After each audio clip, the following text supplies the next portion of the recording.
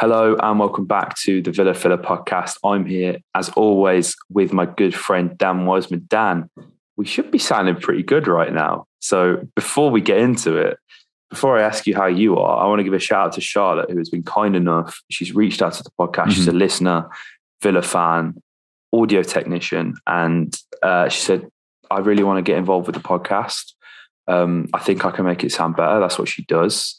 So Charlotte, in advance, I want to thank you because obviously right now I can just hear myself talk. So I don't know what it sounds like, but I know it's going to sound brilliant. So yeah, just want to give you a shout out there. Thank you very much for doing that, mate. 100%. Yeah, we're very grateful. I was about to ask you how my dulcet tones are sounding, but it won't sound any different to you. It'll only sound different to the listeners, won't it? Because that's how audio editing works. I'm learning all the time, guys. I really am. Every day's a learning day. We're always, yeah, absolutely. It's great. This is why we do it, mate. It's amazing to have this kind of interaction with listeners that want to get on board and know more about this kind of stuff than Dan and I do, which I suppose isn't hard most of the time. That's true. But yeah, absolutely. Welcome to Team Charlotte, and hopefully, for you guys listening, wherever you are, it's enhanced your sort of experience, I suppose. That's the goal.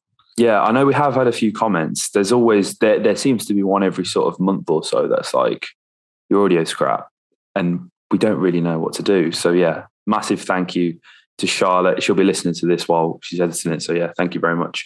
But before we get into the video, the podcast, the rest of this discussion, we have a message from today's video sponsor. Dan, have you ever wanted an app that collates all the scores and news from your favourite teams in the whole of Europe, Dan? Have you ever wanted that? It's a constant need of mine, mate, because there's always news. That's the thing, is that we love this game. We love the industry of football because it's ever-changing, mate, and you need a place to keep up with it all. And we have that place exactly for you sure guys. Do, it's OneFootball. Guys, this app is genuinely, it's life-changing. It's great because I actually I use it.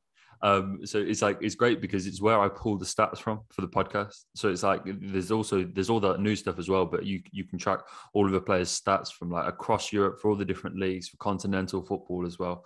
It's a dream. It's a dream. And the best part, mate, is it's free. It's free, and guys, it would help support the channel massively if you check that OneFootball using the link in the description down below. We promise you guys won't be disappointed. So guys, if you haven't checked out OneFootball, make sure you do so.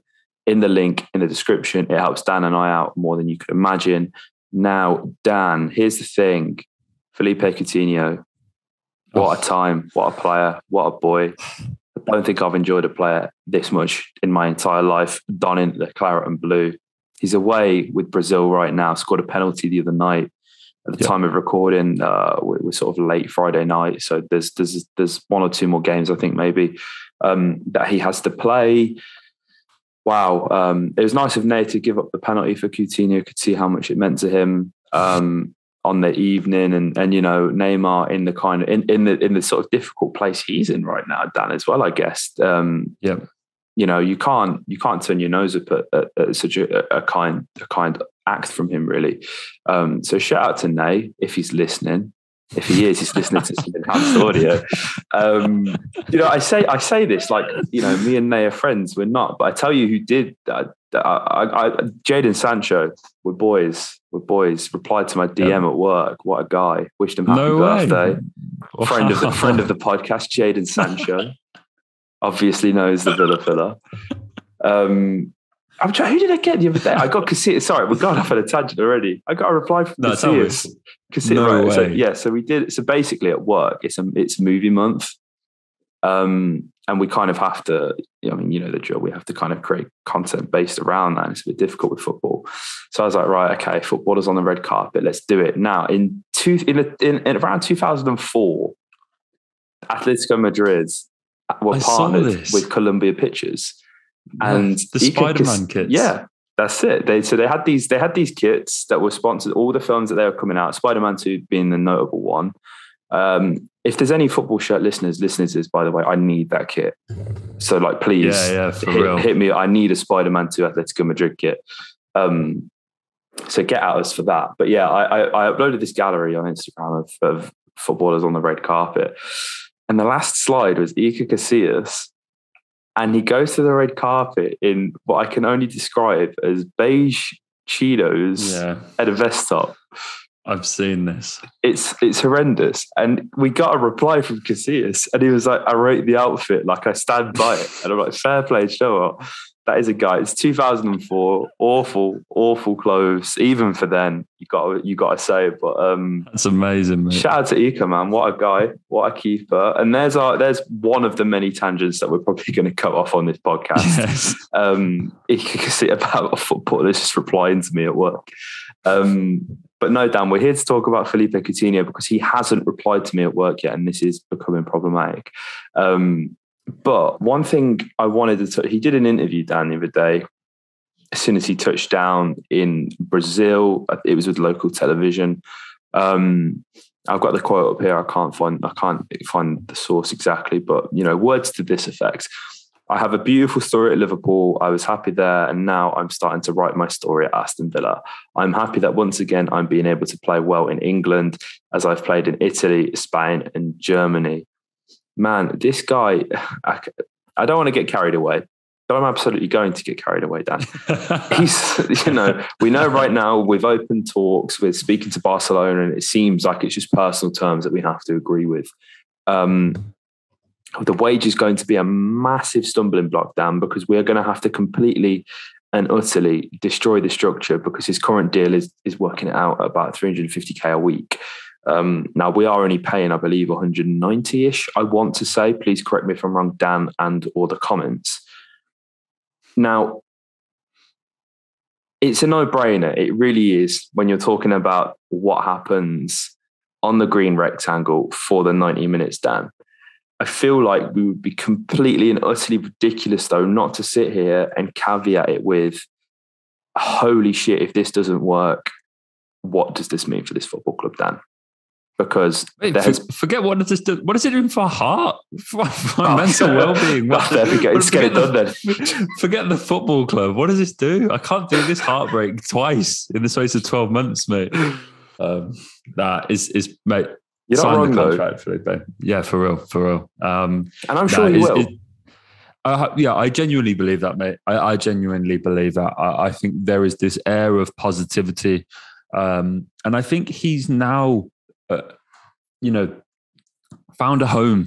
And I use that sort of figuratively, I suppose. But he's a player that perhaps more than any other knows that the grass isn't always greener.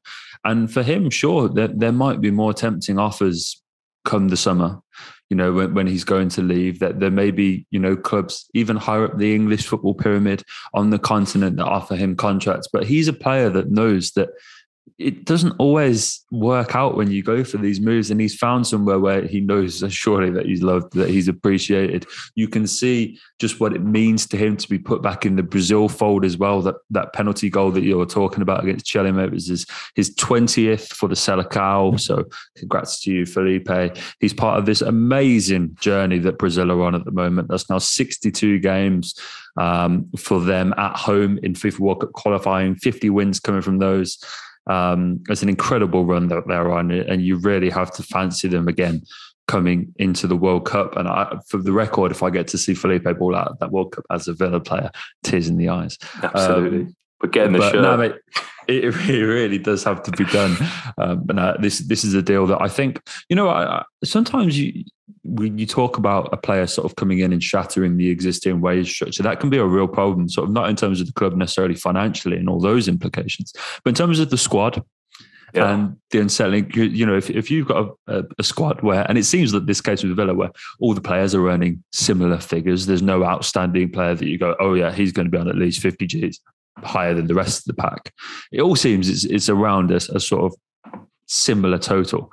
Obviously, Felipe will come in and completely blow that out of the water. But when you listen to the way that the players speak about this guy, how in awe they are of him all the time, Matty Cash was speaking about it. John McGinn was speaking about it. I think JJ's done an interview where he's speaking about it as well.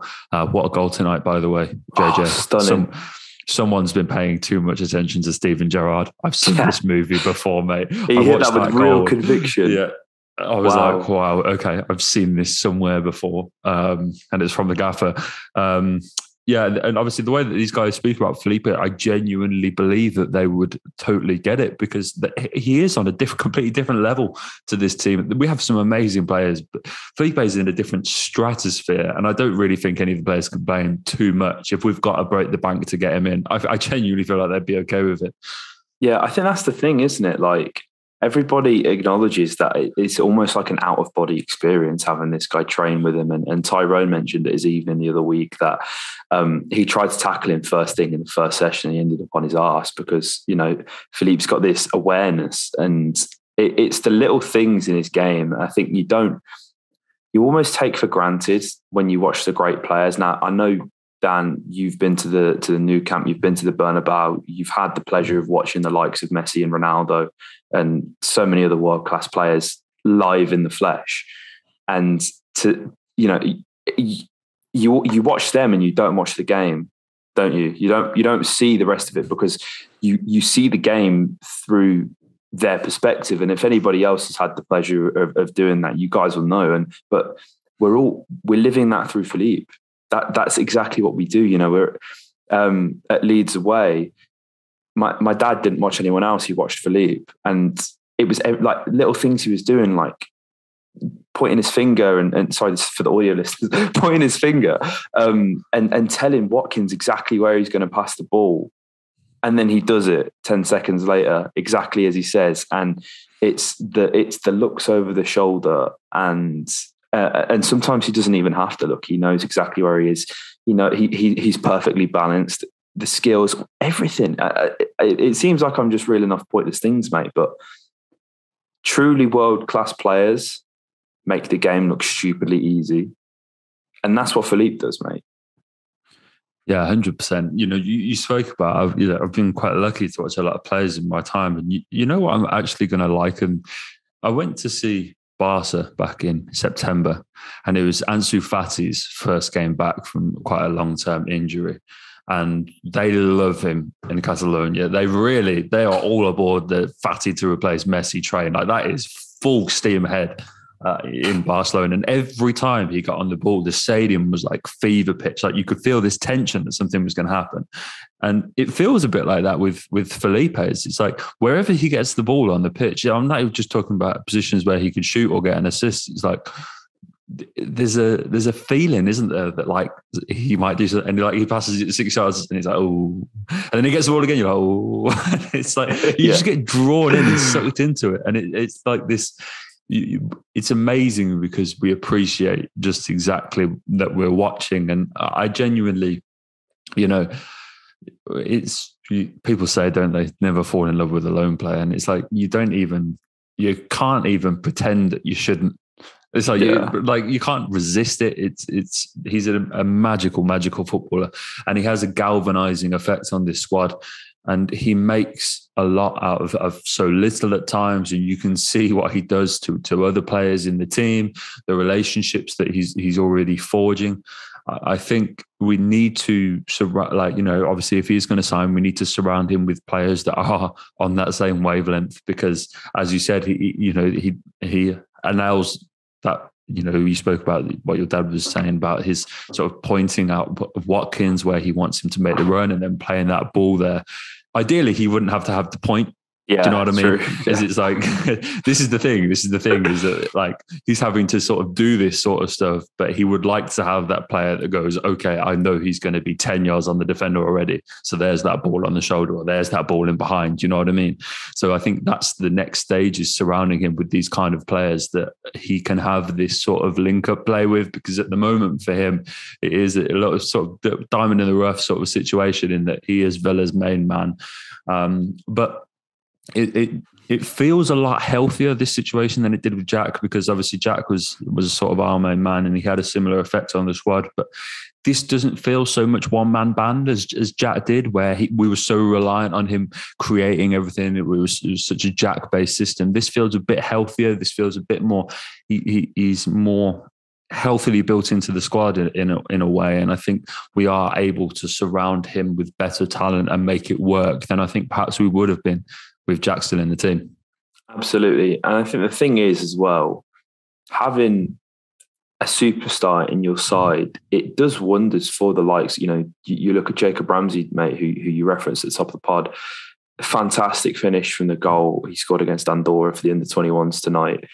And it's almost like, I think, and this may sound somewhat contradictory what I'm about to say, but I think, first of all, the squad is more capable than it was last year. I'm going to preface what my point I'm about to make with that. But Jack Grealish almost had a chokehold around this Villa team. Everything went through him. And if it didn't, Aston Villa were completely stifled.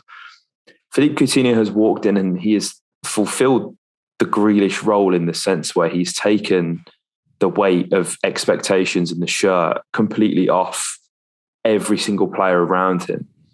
But it's not been in a toxic way, because you just look at how Jacob Ramsey's thrived, mate, this season. He's been phenomenal, right? And I think it's because he's not had the pressure to be that guy that I think we may have put on him at times. 6 goals, 1 assist from JJ in the Premier League this season for an XG of 3.1, which is it's remarkable. I'm lost for words. And none of his goals are tap-ins. They're all screamers, mate. They're all from just outside the box.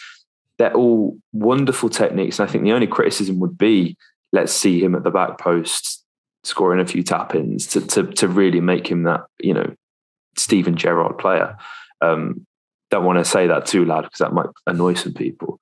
But do you know what I mean? And I think having Philippe in the sides, it's providing JJ with the perfect amount of shades to grow and learn and develop his game that I think he and other players, they never had last season, did they? No, absolutely not, mate. Absolutely not. He's a perfect player to sort of mould and sculpt a lot of these players that are already in the team and are looking to come into the team around. He's a player that always seems, I've never heard any off-field problems. Do you know what I mean? It's like you never hear about him sort of having these troubles off the field or like fallouts. His fallout at Barca, it never felt like he was at fault. Never. And when you have these situations at elite clubs where a player develops this sort of, we've just done a podcast on Pogba and those rumours, mate. And you compare that situation at United and how two-way that feels to how one-way the Coutinho situation feels. Do you know what I mean? You never hear situations about, Coutinho kicking off or him having arguments with several managers he played under. It all seems very sort of, he seems a very humble guy, very down to earth. And I think that's perhaps why he's sort of bought into this Villa project. But no, it's all there to see, mate. 12 starts since he joined, 6 goals and 3 assists. So you're getting 9 goal contributions in just 12 games. It does, as you said, the personal terms need to finalise, but it doesn't seem that there's an issue with the fee, which is great. I think, if it's around that sort of £30 million mark, that's an absolute bargain in this day and age. And yeah, as I said, mate, it opens a lot of doors for him because he has always wanted to play for Brazil. That's always been the big thing for him. It's always a big thing for all of the South American players. You listened to Emi Martinez's interview with Ben Foster, and he's saying in that, all I ever want to do is play for Argentina. All I ever want to do is play for Argentina. It's like the way that he feels the love and everything. And that's in turn why he loves Villa so much, is because it's given him that platform. And it's the same with Coutinho, where Brazil never lost faith with Coutinho. They always wanted to call him up. It's just taken this move for them to give the license for him to get back in the squad. Only Neymar has scored more goals of active players for Brazil than Coutinho. And as I said, in a World Cup year, him embedding and finding his best form is absolutely crucial. There is one thing that before I throw it back to you, mate, that I want to mention that I do feel genuinely could be a problem with getting this deal over the line. And that is, if we keep letting Douglas Luiz take free kicks over this man, I don't begrudge him for not signing. He get like, don't do it, Felipe. I don't even blame you. If I see those, honestly, man, if I see Douglas Luiz, I think our very own Cal tweeted this, didn't he? It was like, yeah, he did. The amount of times I've seen Digne Coutinho and Douglas Luiz stood over a free kick. And this is no Dougie slander because we've always been long-time fans on the podcast. But if I see Luiz take another free kick, mate, I genuinely don't think I can take it. My emotional stability, I haven't got it in the locker, mate. That's the only thing I can see tripping up this deal. I think that's going to be one of the personal terms that's being the stumbling block, isn't it? Ultimately, you can't.